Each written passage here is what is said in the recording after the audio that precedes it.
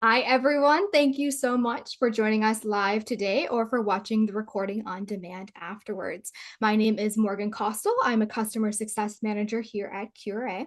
I work with engineering teams across our customer base, helping them get the most out of KiwiScribe, which means I also get a pretty close view of how this kind of tooling actually plays out across an organization. Everything from how engineers are using it day to day to how leaders are starting to think about how it fits into their broader strategy. And with me today is Martin Fay again. He's our product manager, and he works directly with our customers to understand and make sure that our tools actually solve real world engineering problems. And Yana, thank you so much for framing this story for today well. Back in April in part one, we did make a case that you need an evaluation layer alongside whatever AI is generating. And what really surprised me was what happened next. How fast the question moved from, do we need this architecture, to can we actually get it in our environment? And we're really hearing it everywhere in nearly every customer conversation and in what our sales team is bringing back with new prospects. Different industries, different roles, but the same question. And that's really why we wanted to spend today on that question: what that shift looked like up close, what's driving it, and what it means for everyone trying to get this tooling into their organization. So, Martin, we'll start with you today. When did you first start noticing these conversations coming back to you? Yeah, about a year ago. Previously, questions were typically feature centric. Can the product do this particular thing? And now it's more like, we're already standardized on this tool chain. We're about to commit to this platform. Does your architecture fit? And what do you need from us to make it work? And what stands out is the specificity. Prospects already have the integration architecture sketched out with specific protocols, deployment postures, InfoSec requirements that all have to clear before we can even begin a pilot deployment. Yeah, and we're seeing that across our existing customers too. Teams are asking how QV Scribe fits into what their organization is building towards, what AI tools it sits alongside, and then also how their security teams will look at it. So, whether it's a brand new evaluation or a customer of multiple years, the questions are really starting to converge. And if you've been the person trying to get this kind of tooling through, the playing field has shifted a lot. There's good news in that, and we'll get to that. But there's also some things to plan for. But first, before we dive into that, I do want to talk about something that I feel does not get talked about enough: the real cost of getting this wrong. It's the hardest thing for leadership to see, but it shapes everything that comes after. Yeah, this is perhaps the most surprising part. The cost is real, but it doesn't always look like a cost. It looks like habits. Yeah, and there's this pattern that we've started calling the hidden AI tax. And the tricky part is it exactly doesn't look like cost to leadership. It looks like engineers being productive and AI getting used. But from leadership's view, everything looks totally fine. Back in April, we made that case for the distinctive layers and the scribe that generates, the gavel that evaluates against your standards, and then the intelligence layer underneath. Three different jobs. One system really should not do all three. Without that separation, generation runs ahead of validation, and that gap shows up downstream. The tax is what that gap costs you now, before the architecture is in place. Yeah, plausible output and trustworthy output look the same on first read. The only thing that can really distinguish them is what they're measured against. And that's the muscle most teams haven't built yet. In practice, engineers default to visual inspection. Read the output, check if it looks right, move on. And that can work fine, for a handful of requirements. It does not scale to a program, and certainly does not survive an audit.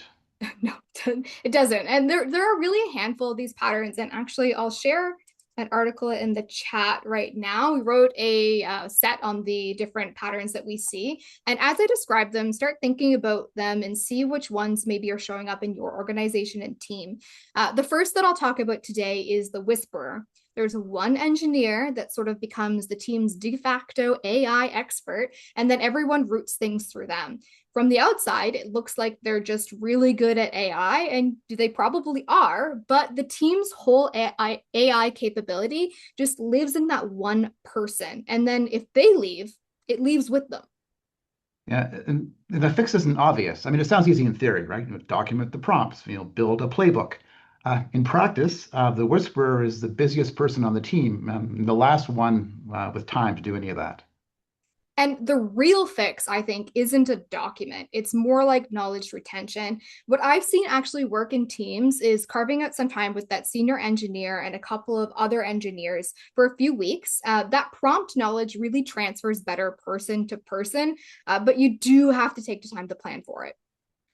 Yeah, and that's the longer arc reason that architecture matters more than any individual prompt. Encoding standards in the evaluation layer means they can survive turnover. So the team's institutional knowledge stops being a person and becomes a system. And that matters most for the kind of programs that our customers are running, long cycle, multi-year, certification bound. The AI investment compounds across the program because the standards stay enforced, even as the people change. Um, in product discovery, that pattern shows up in a very particular way. We'll ask engineers to describe their goals and struggles, and the whisperer, will come up right away, because it's a person, there's a name attached. For the other patterns, engineers might describe them in some detail, but won't name them as patterns. They're just kind of, how the work happens now. Yeah, and honestly, that's why naming these patterns matters so much in the first place. Once you've named something, you can then decide whether or not you want to change it. The diagnostic isn't really about the patterns themselves, it's about noticing when they quietly become normal. And the second pattern I do want to talk about today is it's really the one with the biggest downstream consequences, especially in, regulated engineering work. It's the cleanup engineer. Here's an example we often see and hear come back from to us. There's a team that's testing, playing around with Copilot, and they're using it to rewrite an existing requirement set. But what comes back is like 30 extra requirements and no change record. So then the engineer tries to open up both documents side by side and goes line by line to try to figure out what has actually changed. That's not requirements work anymore. That's almost like forensic document reconstruction. And the person doing it is still on the org chart as a systems engineer, but the job's inverted on them. And they're doing data hygiene now, and nobody notices it because the title hasn't changed. Right.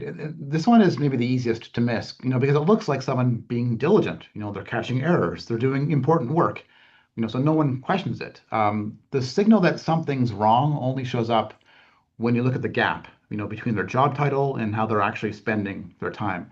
And ironically, that gap is so wide that unless you're looking for it, you won't see it.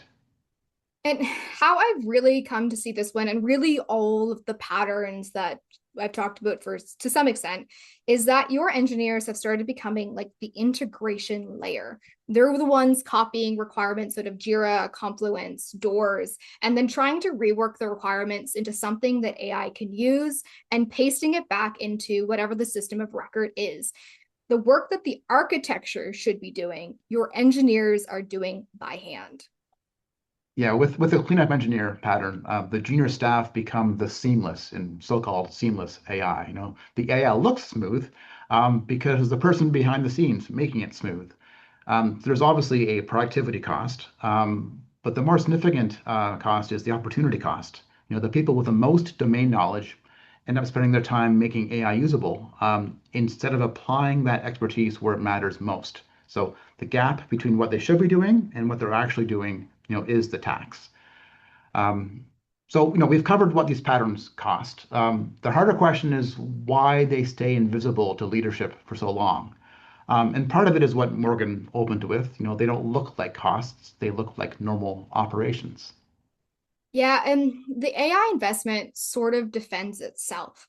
Surface a tooling gap, and then the answer comes back, but we've already got AI. And the conversation sort of just stops there before the comparison's even fair. The bundled tool wins because nobody's questioning it, not necessarily because it's the correct tool for the job. And the angle that I think it's underplayed on this is the lifecycle visibility one. Leadership doesn't have a clean view across the artifacts. They have a Jira dashboard, maybe a Polarian dashboard, or a Copilot usage report, but none of those are showing where the manual work is actually piling up between requirements and everything downstream. It's happening in places that leadership never looks. And that's where the life cycle argument matters. The point from our April webinar, it wasn't just to, evaluate requirements better. It's to clean up the requirements layer so that everything downstream can become workable too. Once you have, structured and traceable requirements, the AI tools your team already has can actually do something useful with them. And that regulatory piece for anyone in like a notified body or certification bound environment, those workarounds we talked through are just not auditable. A shadow document, a consumer LLM session, or a whispered prompt by an engineer, none of that actually stands up in review. Yeah, and there is a clock on this. So some quick stats. Only 7% of enterprises consider their data to be AI ready. That's from Cloudera and HBR. Gartner forecasts that 60% of AI projects will be abandoned through this year in organizations that don't have AI ready data architectures. And enforcement of the European Union's AI Act is phasing in over the next year. So the architectural question is no longer theoretical. It has a calendar attached. Yeah, and here's the diagnostic I'd like to put back to everyone watching today. If your sanctioned AI tool disappeared tomorrow, would your engineer's workflow actually change?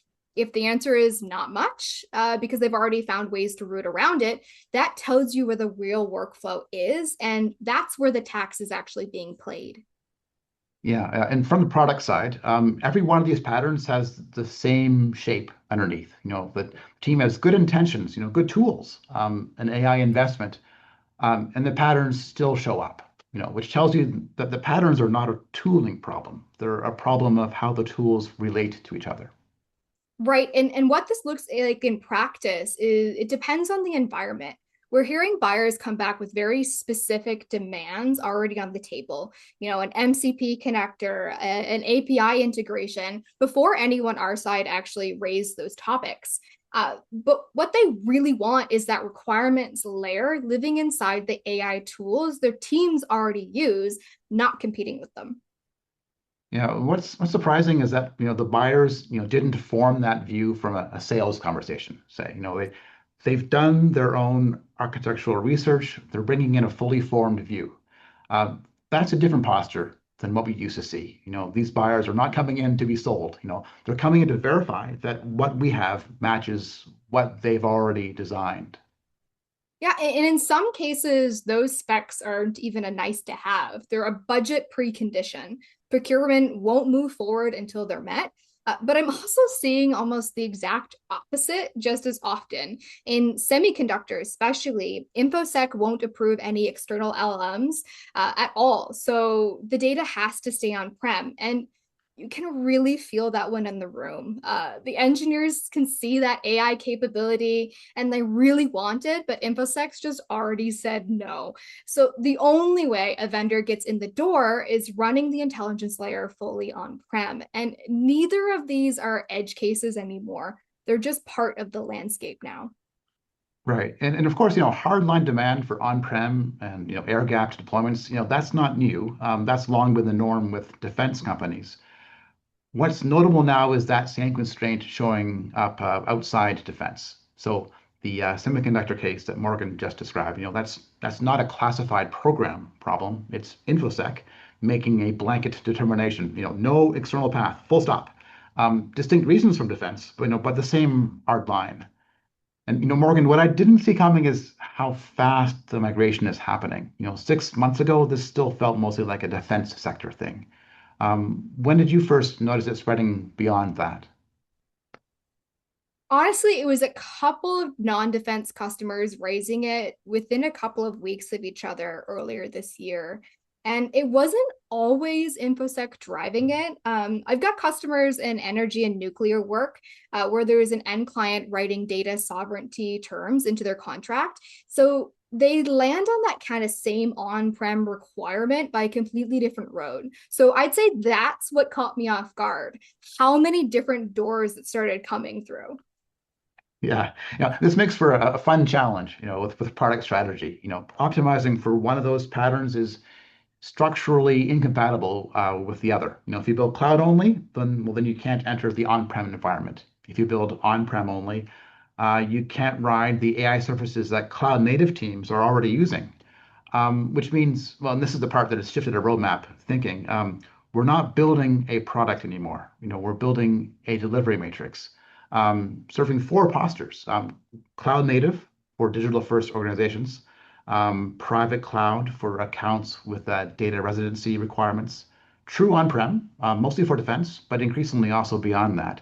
And finally, MCP bridging, which we'll demo in a minute, for enterprises where AI adoption is already embedded, and the intelligence layer needs to ride on top of it. And what that means for any team watching today is that April architecture of the scribe, the gavel, the intelligence layer really has to ride on any of those four. Otherwise, you don't enter the building. And here's a question worth taking back to your teams today.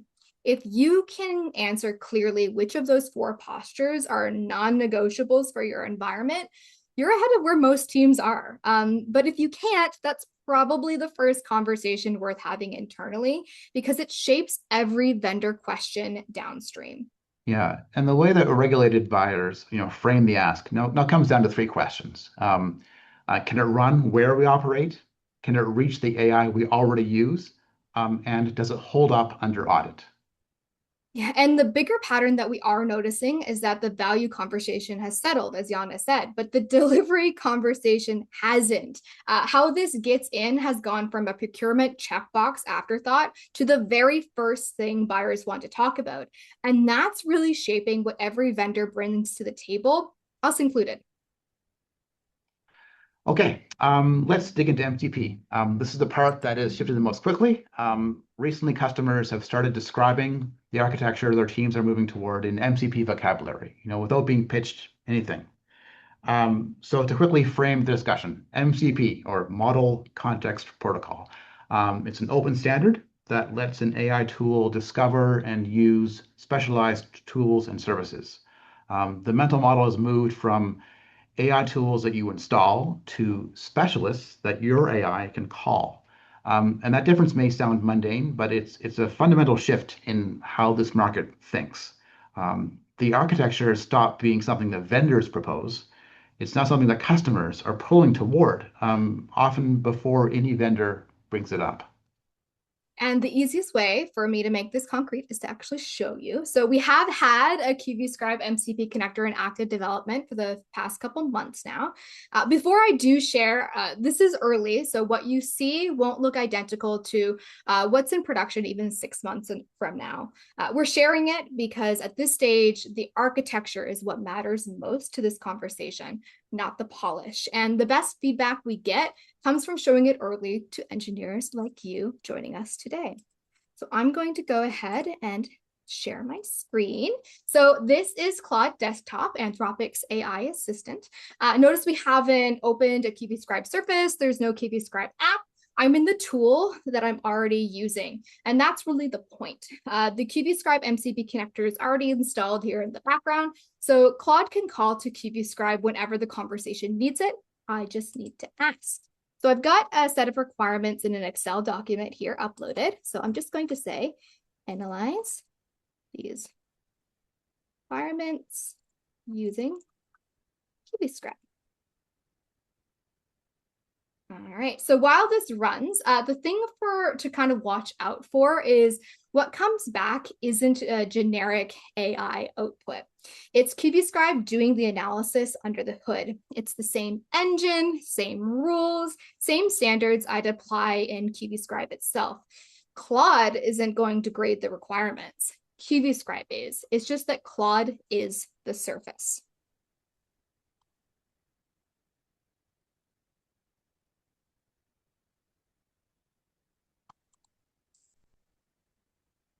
right, just need to log in. And there we go. All right, so there it is. The card you're seeing here is exactly what Martin and I were talking about in April. The scribe, which is Claude, and the gavel, which is QV Scribe. So they're doing different jobs. The fact that I can see them working together inside one surface is what MCP makes possible. Martin, anything you want to add quickly here? Yeah, the structure of this panel. So the issue categories, the quality indicators, the category breakdown. None of that is invented by Claude on the fly. It comes from the MCP tool that's returning structured, deterministic data. And that structure is what makes the audit trail real. Yeah, and everything here is also interactive, very similar to Keep Scribe if you're familiar playing around with it. I can click into any of these things and Claude generates a follow-up prompt to dig in and start fixing it. Something like using similar requirements. If you've seen Keep Scribe, that's something you're familiar with. But for now, I'm going to take a look at one individual requirement. So this requirement here, requirement 5, says the driver shall be able to use buttons on the steering wheel to set and change the maximum speed whenever the system is engaged. So this currently has a superfluous infinitive alert. It also has a quality warning for passive voice, and then 2 alerts for template non-compliance for the ears syntax. So we also have, very similar to QV Scribe, all of these words are highlighted so you can easily see what the problem is. Very helpful. So I'm actually going to use suggest rewrite to get QV Scribe and Claude to work together to suggest a rewrite for this one. Yeah, and notice what Claude is not doing here. It's yeah, as you'll see, it's not just making the sentence cleaner. It's going to respond to the specific flags that QVScribe returned. So the rewrite is shaped by the evaluation.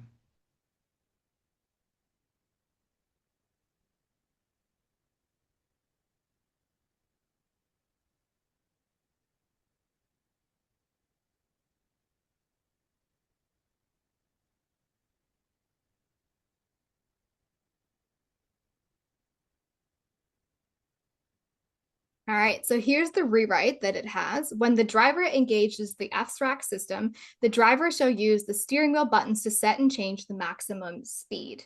And here's the part that matters to me the most. I'm not just going to trust that this rewrite here is better because it looks better. I'm going to actually add Claude to run this compare requirements and tell me exactly how it's doing.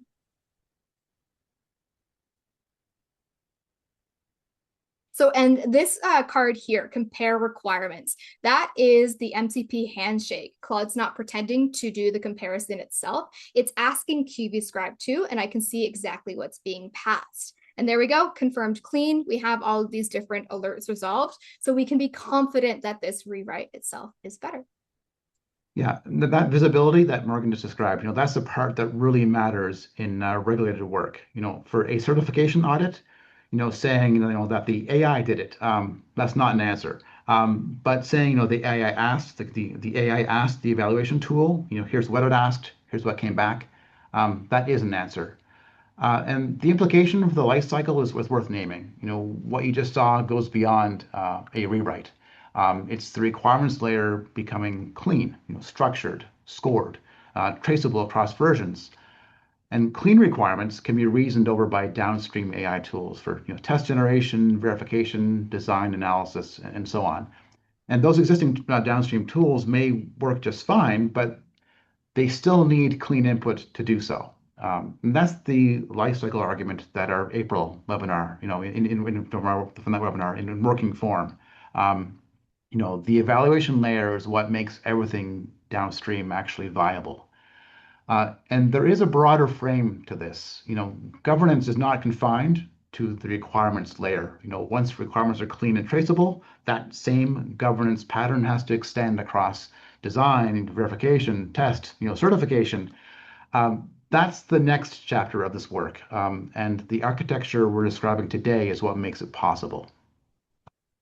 Exactly. And the practical version of this for this audience is that this isn't a new surface for your engineers to go to. It's not another login currently or another tool to learn. If your team's already using Claude or Copilot or Rovo or maybe an internal LLM, the intelligence layer becomes reachable from there. The way I've started putting it is that your team doesn't come to us, we show up where you are. And honestly, what I hear from engineers a lot of the time is that if a tool and adds an extra step, they're just not going to use it. They'll tell you this is more work and then find a way to work around it. The MCP helps remove this step. One honest caveat, the connector you saw is working cleanly inside of Claude Desktop, but the approach across Copilot, Rovo, or your own internal LLM is still in progress. So the architecture is portable, but the rough edges are real. And we'd rather have this conversation with the people in this audience while the connector is still shapeable rather than wait until it's fully polished. Yeah, and to pull back for the demo for just a second, the reason the MCP matters now is that the AI tooling market is shifting in a fundamental way. So horizontal AI tools, Claude, Copilot, Rovo, ChatGPT, they're absorbing the generic capabilities, summarizing, restructuring, drafting. Uh, and so the value moves to specialists that can be reached from inside those tools when the question gets serious enough to need them. And so what you just saw is what that architecture looks like when it's built for that future deliberately, not just another product fighting for screen time inside someone else's tech stack. Yeah, and that's exactly what we're hearing on the customer side too. A year ago, I'd hear a question from teams already using QV Scribe saying, do we need this if we already have Copilot? But now it's how does this work alongside Copilot? It's the same teams, but a different question. And the framing has really flipped from being competitive to complementary. And that's a real signal for where the market is now. Yeah, there's one distinction worth listening for because over the next year, you're going to hear a lot of vendors say, we have MCP. Um, some are adding it as a feature, kind of a single connector bolted on to check a box. Others are treating it as the substrate, built to be reachable by any AI tool. And to tell the difference, ask what happens when the surface you want to call them from is not on their connector list. If the answer is, well, we'd have to build that, it's a feature. If the answer is any MCP-aware client can already reach us, well, that's substrate. And that difference compounds over time. The feature version locks you into whatever tool suite they integrate it with, while the substrate version travels with your team as you adopt new surfaces. So what we just showed is substrate, the same QBScribe engine reachable from anything that speaks a protocol. And Martin, I have to ask the air gap question. For those of you in the audience who can't use any external LLM path at all. Right, right. So yeah, for defense and classified programs, the models that you can run internally are usually older and smaller than what's available outside, and that's structural. But because our evaluator is deterministic, it applies your standards the same way every time. Whatever model is on the other end. So, the older model, does the generation, and the deterministic evaluator is what makes the result defensible. So that architecture works. Whether the model is bleeding edge or, maybe two generations behind, same standards, same evaluation, same record. Yeah, and I'll be honest, getting that into a true air gapped environment is its own conversation, not a one liner for today, but the principle does hold that the delivery is the hard part. Okay, so one more thing on this, and then we'll talk a little bit about security before wrapping up. Four questions I think is worth taking back to your own team after today. First, does our requirement substrate have the structure and AI can actually reason with? Or are we asking AI to interpret prose? The second, is the engineer who knows how to prompt our tool documented anywhere? Or does the team's AI capability live in one person? Third, can a certifier trace an AI assisted decision back through the evidence chain end to end? And fourth, if we said yes to an MCP-based purchase tomorrow, which AI surface would we want to be reachable from first? If you can't answer any of those questions clearly today, that's the architecture question worth starting like tomorrow or next week. Okay, so we've spent some time covering the cost, the architecture, and the wire. The last piece is how this actually gets into your environment. The short version, the security conversation has moved from procurement to pre-demo. Sometimes it lands before anything's even scheduled. IT or security has put a hold on the whole vendor category, and nobody is able to move until it clears. And that speed is honestly what caught us a bit off guard. 6 months ago, the security piece was the back end of the conversation. Now it's often the very first one before engineering's even weighed in about whether or not they want the tool. So, Martin, what does that look like on the product side? The biggest shift is who's in that first conversation. It used to be engineering. Now it's security and engineering together, or even just security first. And the questions are architectural, how data flows, where it sits, what's auditable, who has access. To make that concrete, I'll give two quick examples. For medical devices, the previous generation of tools ran locally and the rules were inspectable. So an engineer could trace exactly what the tool did. The newer AI tools route data through models whose behavior is not always visible. And that deserves an architectural answer, not just a trust us. And it's not so much that they don't trust AI, it's that they just can't tell what's happening with their data. As for automotive, it's a hard gate. No pilot, no scoped test, no trial of any kind until a data processing agreement is signed. Until then, no engineer even touches the product. Yeah, and we're seeing sort of the same thing happening across our existing customers as well. So tooling blocked by those category wide holds that really have nothing to do with the product itself. So unfortunately, even renewals sometimes hit a similar gate, but the pattern underneath is always the same. The bottleneck itself is not the conviction anymore. The teams want the tooling. What's really holding them up is the architecture clearing security first. Which is why that framing really has to shift. Security is not the obstacle, it's the audience. Right. And what that means architecturally, for any vendor, us included, comes down to a few specific things. Tenant isolation has to be structural. So data segregation, built into the system, not per customer settings that can drift. Customer inputs, cannot feed shared model training, as an architectural property, not a written policy that you might change later. And that's the distinction that InfoSec is testing for, architecture, not changeable policy. The rest is the same family, real deployment options, controlled data handling, DPA ready. And the audience for all that is the security function, not engineering. That's who you're writing for now. Yeah, so security, like I said, it stops being the last thing that vendors talk about and becomes the first. The things like architecture diagrams, deployment story, the data handling answer, all of it has to be ready up front. And for anyone that's looking to evaluate tools, it's the flip side. So that's the material you normally see like late in the conversation, but it really should be the first thing that you ask for. Okay, so what everything sort of boils down to is that the value conversation, whether evaluation infrastructure matters, is settled. But what we spent today on is the new question. Can it get into your environment on your terms before the next proposal cycle?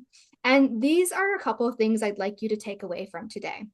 So, first, look at the patterns inside your own team. Find the whisperer. Notice your cleanup engineer. Watch for the workarounds that nobody's named yet. They're the honest map of where your AI investment is sitting on top of the integration work your engineers are doing by hand. Second, the decision usually happens in a room that you're not in. So the decision maker has done their own research and they won't sit through a deck with you. So whatever you hand them really has to be able to stand on its own and clear enough to evaluate without you there. Third, Treat deployment as that first class question, not the last one. Where can it live? Cloud, private cloud, on-prem, air-gapped. Which AI surfaces can it reach? Does the audit trail hold up from end to end? Those are the front door questions now. And a few next steps, depending on where you sit. Engineering leaders that are joining today, please reach out and we'll help you build a business case for your environment. And if you're in security or IT, we've got a separate architecture and data handling walkthrough ready because that's a different conversation. And we built it that way on purpose. Martin, anything you want to add before we open up for questions? Just one thing, and it ties back to where we began in April. AI can be the right answer and still never make it into your environment. That's the actual problem that we've been describing today. So the April architecture, the scribe, the gavel, the intelligence layer, that case has already been made. What we're working on now is the harder version, making that architecture actually deliverable into environments with constraints we didn't really have to think about a year ago. And we're early in that work ourselves. The MCP connector we showed today is not a finished product, but it is the direction we're committed to. Once specialist tools are reachable across every AI service, the next question becomes, which specialist gets called, in what order, for which kinds of work. Supporting that is a deeper ambition. Systems that detect conflicts automatically, visualize dependencies across artifacts, and maintain continuous alignment as things change. We're not there yet. But the architectural separation we're describing today, the surface, the substrate, and how they reach each other, that's what makes the next layer reachable at all. So, whether the eventual answer for your team is us or someone else, the shape of the question is the same. AI that reaches the layer that makes its output trustworthy, AI that runs in the environment you actually operate in, and AI that leaves a record that you can defend. That's the conversation that we wanted to start with everyone today. Love that. All right, so let's open up for questions. Yeah, so we've got a few that came through. I know we're tight for time, so we'll see how many we can run through. But as I said, email me, email the team. We're more than happy to answer questions afterwards. So the first one we had come through was, how is this different from Copilot, Rovo, or any other AI feature being added inside, say, Polarian or Jira right now? Yeah, so this question does come up a lot, and the demo that I showed actually makes this answer a lot easier. Those tools are doing one job, the AI in those, they're generating. So they draft, can summarize, restructure, and they're good at it. But what they don't do is evaluate that output against your standards in some way that is repeatable, so consistent, and then also auditable. So what you saw in the demo I showed wasn't Claude doing its own evaluation. It was Claude calling on QB Scribe to use its expertise to do the evaluation and then surface the result within Claude. The architecture you need is both the layers there working together. And that evaluation layer is what those tools that you asked about, they don't have the built in. Anything you want to add there, Martin? Yeah, just to say, yeah, that design choice is intentional. And it's exactly what we made the case for, back in April. The same system that generates an artifact, should not be the one creating it. That's architectural, not merely, competitive positioning. If your evaluation and your generation are the same model, you just don't have an audit trail that holds up. I know there's a lot of good content about that on our website in case anybody's curious.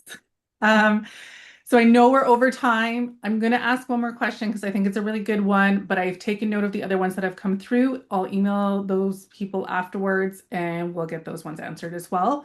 So the last question of the day is, you've talked a lot about the integration story.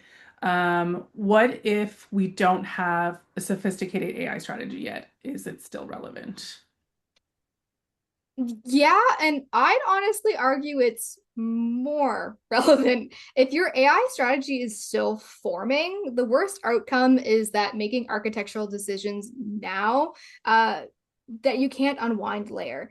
And the teams I see in the strongest position with this are the ones who are setting up that evaluation layer first. and then layer the generation capability on top of it. So doing it in that particular order means whatever AI tool you adopt, it plugs into the foundation that you already have to help enforce your standards consistently. Yeah, yeah, and I would say the architectural shape doesn't really depend on the size of your AI investment. So a team with one engineer, using ChatGPT informally, has the same evaluation problem as a team with a fully rolled out Copilot deployment. They just feel it at different scales.